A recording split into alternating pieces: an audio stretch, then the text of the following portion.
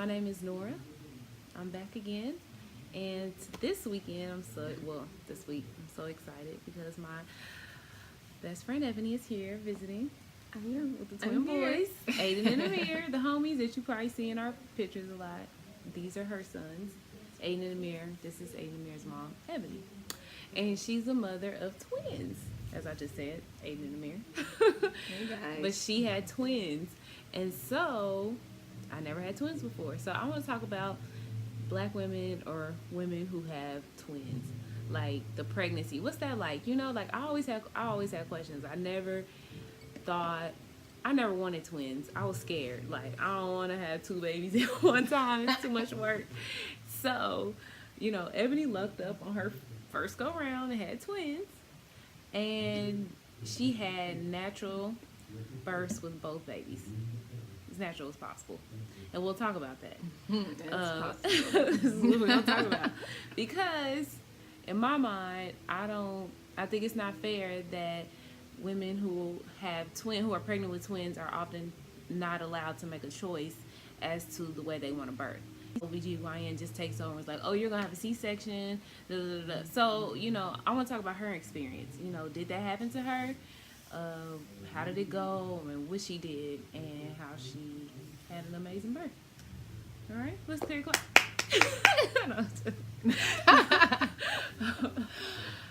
Being a mother of twins, you know, it's a special kind of adventure. When I first found out, I think I was about 8 weeks pregnant. And so I knew instantly. It's kind of like, it was weird. You were having twins? I knew I was pregnant instantly. Oh, okay. It was this instant, like, feeling different thing. And within a week's time, I'm like, yeah, I'm feeling kind of off. I had never been pregnant before. So I went and took a test. It wasn't even that I missed a period. I just knew something was different. Like, my nipples were hurting like crazy. Like I said, my history has always, excuse me, been pretty normal. Regular periods, you know, cycles, nothing, no abnormal things going on. So I was like, okay, body feels different. So I took the home pregnancy test, and I was having a lot of pain that fast. Like my abdomen was like achy, and there was like fluid. I remember that. I remember like this fluid. I remember that I thought I to myself could smell it, and I would ask my kid's father, Tom Keesman. He's like, no, you're tripping. I'm like, you smell that? So you smelled the hormone. It was a hormone change. I guess that's what it was. Yeah, and that's wild. I was working as a cosmetologist at the time, and this girl had this dog, and this dog kept trying to get up under my skirt at this meeting, and I'm in this meeting, like, we're making plans to how we about to move forward with this company, and I'm like sitting here like, I think I'm pregnant, and you know, and this dog is just sniffing my crotch. Like, can you get your dog, ma'am? Get your dogs, people. He's telling on me. So yeah, anyway, so then I finally got an appointment, went to the doctor, and they tested me, and they were like, oh yeah, you're definitely pregnant. She was saying the test was like instantly. I'm like, girl, that thing broke. That's what I'm trying to say, it's broke. And she's like, no, you're pregnant. You're definitely pregnant. I'm like, whoo. So by 8 weeks is when I got my first appointment to go be seen. And within that small little, I think it was like 4 weeks that I waited, I was just like having nightmares. Wow. I was tripping. I was losing my mind. Like, hormones were like, yeah, it was crazy. Okay. And my mom and him, they both were like, you doing too much. Like, you being dramatic.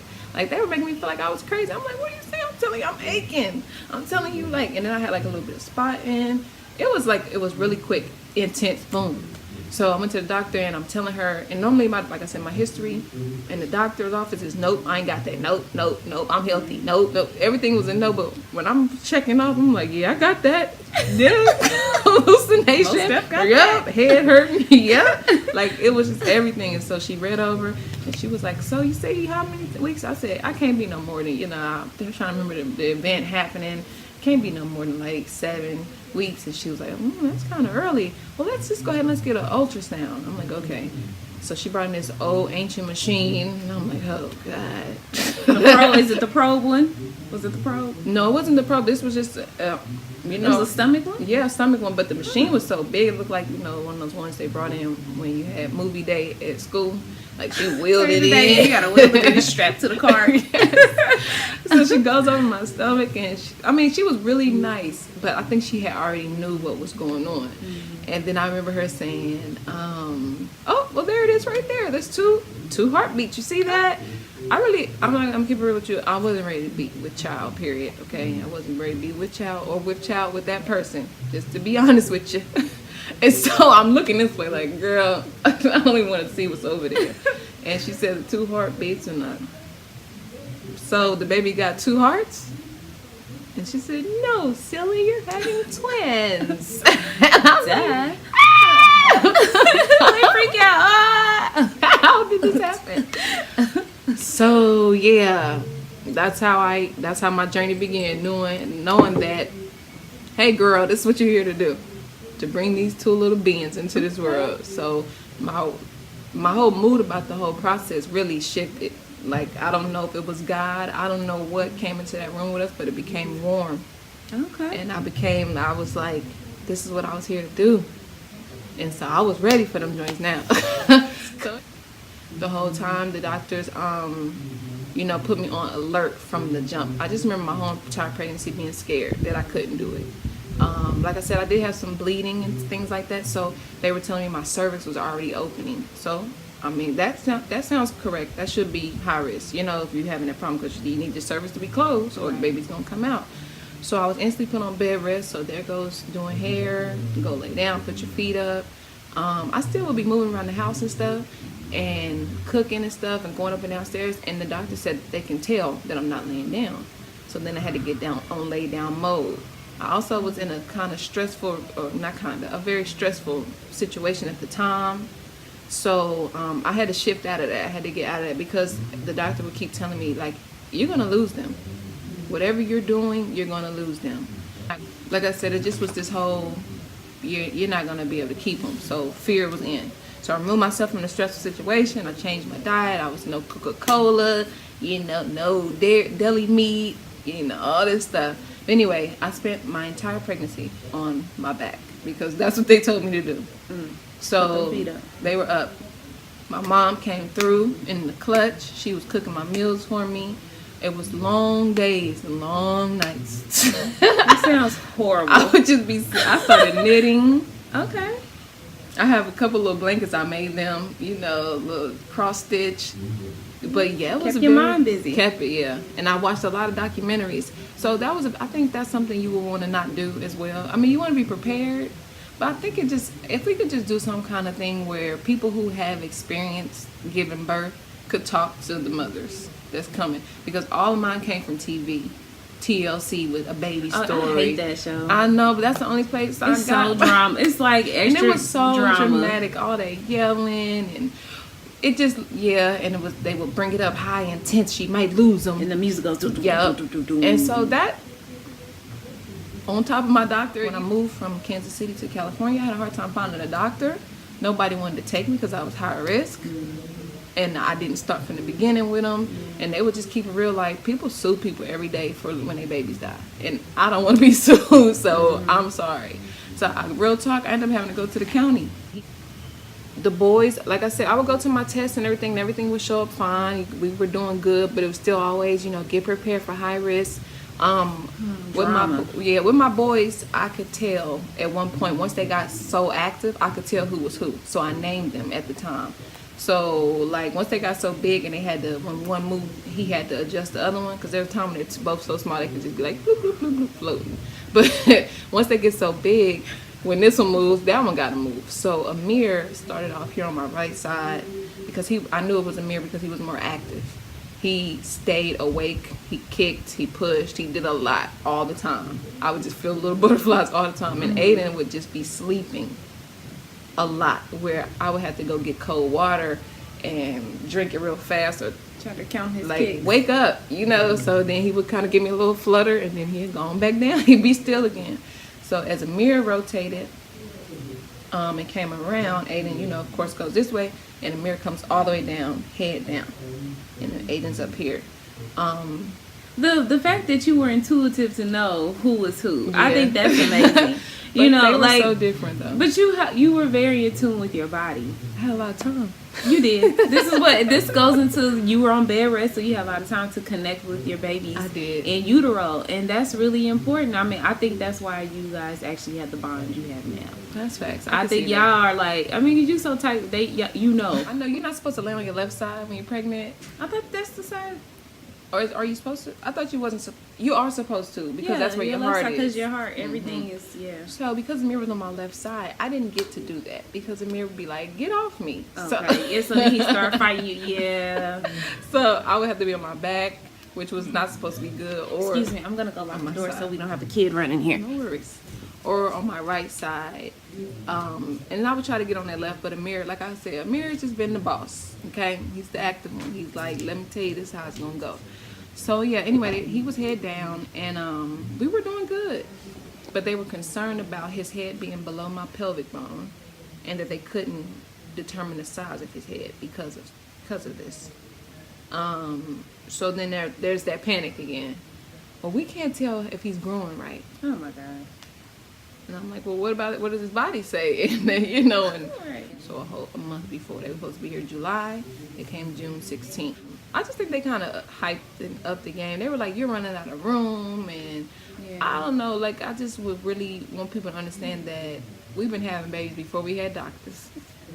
We wouldn't be here. You know what I'm saying? Like, before there was a person that was a doctor, women were having babies. You went to the now, midwife. they are helpful.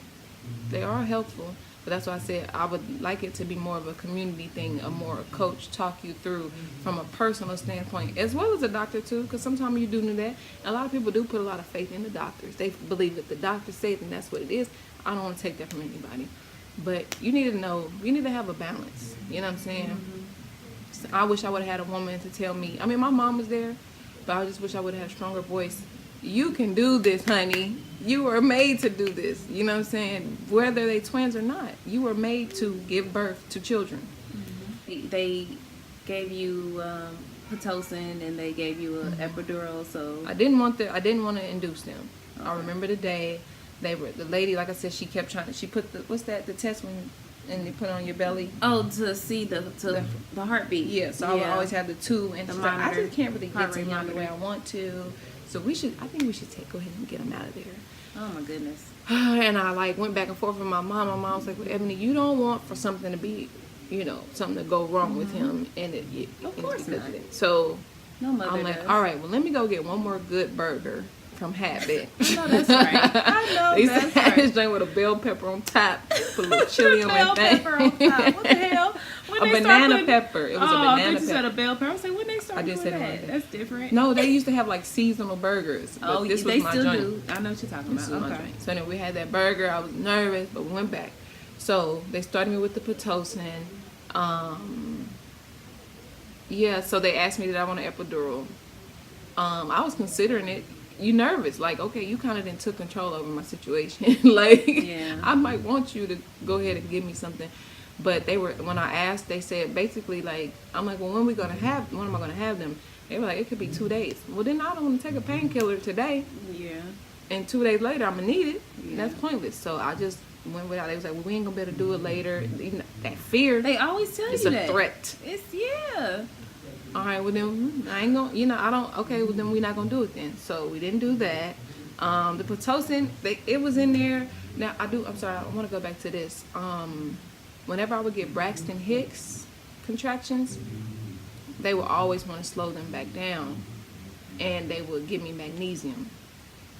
And was this? So this was before you were in labor. This was month before.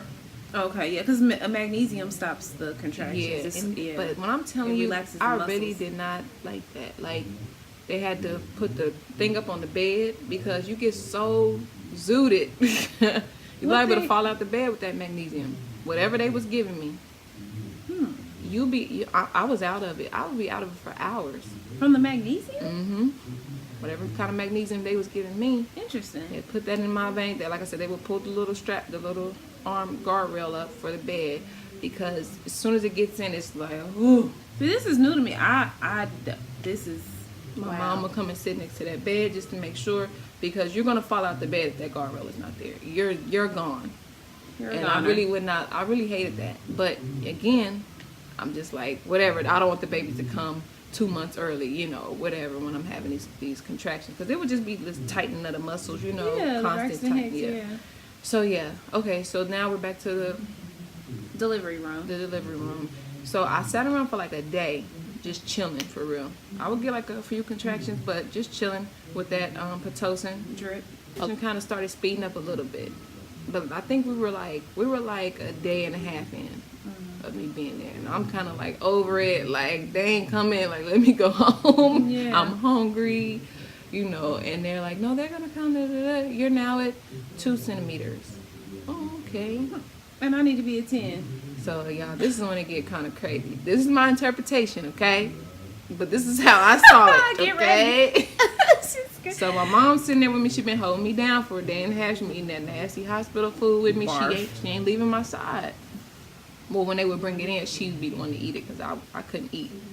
And she was like, "Baby, I'm hungry. I'm gonna go grab something to eat." See how they treat women? You should be able to eat in the hospital, but they were banking on her having a C-section. So the fear of eating, you might And getting messy. aspirate. Yep. You might aspirate or poop on the doctor. Okay, you're not about to aspirate They food. starved a pregnant woman with 2 Why kids. would you starve? She's trying to have a baby, so you starving the babies. That makes no sense. And now there's evidence-based research that shows that pregnant women in labor should eat food. Eat. If you're hungry, eat. I remember them being concerned about me throwing up. That was Because you might aspirate and then the food's stuck in your lungs, then you're going to die. And the baby's you're going to die. Like, it's so extreme. But you need energy. Like, having a baby is... You do need It's the whole... It's like you're at the... Like, I always tell all the women, you go into the Super Bowl, honey. You got to be prepared. You got to be well fed. You need the endurance. You need the strength. You can't be on zero fuel. Okay, I'm gonna leave it alone. Go ahead. No, chime in because It makes me so mad. Like, why are you starving this woman? She got 2 babies in her stomach. They are hungry. She's hungry. Energy, that energy. That's They definitely like throw you all the way off. Okay, so now my mom's like, I'm hungry. I'm gonna go grab something to eat. Like, you kind of been chilling for a day and a half. I think I can go run out and grab something and come back. I'm like, okay, yeah, mama. I want go eat. I feel bad that you're sitting here with me. So she goes, she leaves. And I mean, these nurses, honey, they waited till my mom left, came in. I want to come and check you. You know, I'm laying there. I'm just to give you, honestly, I just wasn't like in charge of that show. So I'm just like, okay, well, okay, check me. You know, I don't know what's going on. I don't know the next steps. I don't know the next steps to being induced. What are we doing? I've been sitting here for a day and a half. She comes in and she, boop, pops my water without my permission. no consent. Didn't even talk to me about it. No consent. I felt it. Whoa. That's disrespectful, and that's horrible. I said, what did you do? And she said, your water broke. I said, no, you broke my water. Yeah, you broke my water. You physically broke. No, I was checking you. Oh, I left this out, y'all. Because they couldn't check Amir's heart rate. And it talked me into latching this thing onto his scalp. I forget what that's called. I know exactly. It's this metal. It's like a little copper or some little piece, and it's a They screw. stick it up in there. It's a screw, and they screw it into your baby's scalp because your latch baby's it on. scalp is so soft, and they screw it in there.